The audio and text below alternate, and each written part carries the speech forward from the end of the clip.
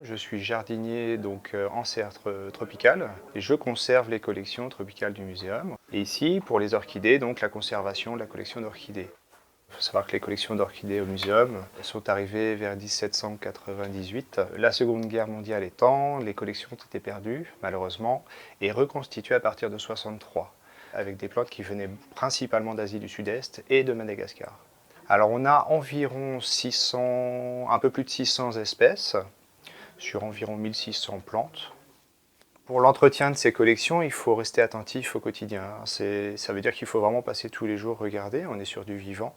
Et donc, comme c'est du vivant, il faut vérifier l'arrosage, les températures, l'hygrométrie, que la plante se comporte bien dans son substrat. Voilà.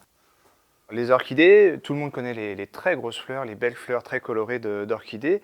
On connaît un peu moins bien en botanique justement les formes sauvages, les espèces du coup qui sont beaucoup plus discrètes. Et là, il y a le Dendrochilum tenellum, ici, qui fait des fleurs, il est en fleurs. Hein. Alors on a déjà son feuillage, on croirait presque une graminée. Et puis les fleurs, donc c'est des petits épis blancs qui sont là, qui sont vraiment très très fins. Voilà, on imagine hein, la taille des insectes qui peuvent polliniser ce type de plante. Donc ça, c'est quelque chose que moi j'aime bien, qui est assez intéressant.